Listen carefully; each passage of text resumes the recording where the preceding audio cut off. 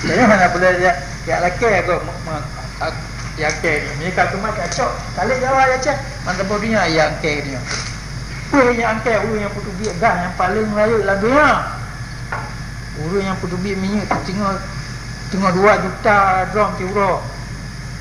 Tanya anak boleh dia minta go angke. Mantap bawa cak. Tak pucuk Jawa.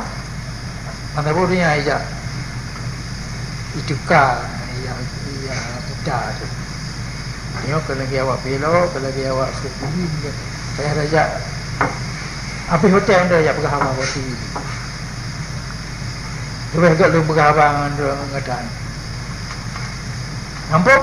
Mungkin dah tersorot, terpurau, punya lah jorot.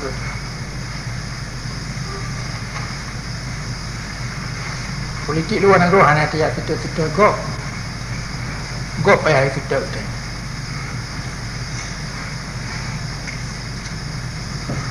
Yang Mekah Munah hang kemah daripada merdeka. Yang ibu kita tengok dalam desa merdeka tunggu dulu. Apa tu. Ada menghana bangai. Ini hak kemah dah. Syok lagi nabohnya kata ada.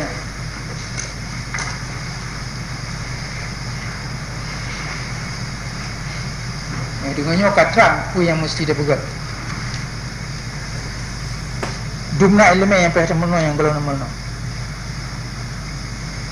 Hana wati apa habis dia. Baca buku yang kamu tulis tu. Yang kalau mandu menulis dalam buku. Yang penting gali menulis.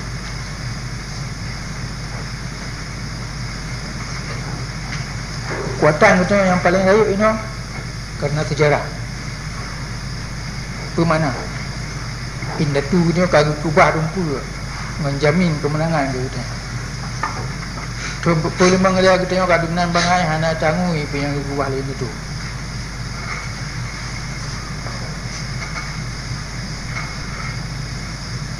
Maka apa yang saya buat tanya orang dua tu bahu kata raya tak tanggung jawab.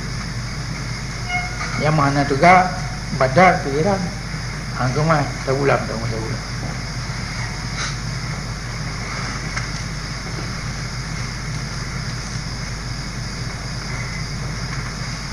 Kalau kata katu kamu tuh yang lain, kadang kamu ribet. Yo dengan laganya anjuran kemah tapu. Blik mata urang mata orang. Urang yang paling bayar tu tengok nak tu Jawa rumah ibu kat urang Aceh tetap je himbat tetap tengok. Nah urang Aceh yang pengikut Jawa, yang kuli Jawa, yang kesediaan Jawa, yang paling bayar tu. Tinggal oleh Jawa ji pelumah badunya bahawa bangsa Aceh kaya itu haji kau yang tidak tengok. Bangsa Aceh hana kumuk merdeka le kena kita Jawa. Kemah ipi bukti katanya. Selama Ibrahim masa mantan Najib Gubernur Aceh atau orang lain ahli Aceh ni. Di poti-poti camat-camat. Yo je musuh ni yang paling lupa. Sebab awalnya ini Jawa pelumah badunya kita tengok Aceh.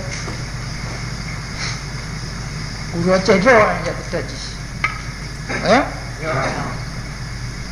Bila tu banyak aku tengok pada tangga awaknya pengkhianat mana. Dan urang Nanggro begitu pula katanya.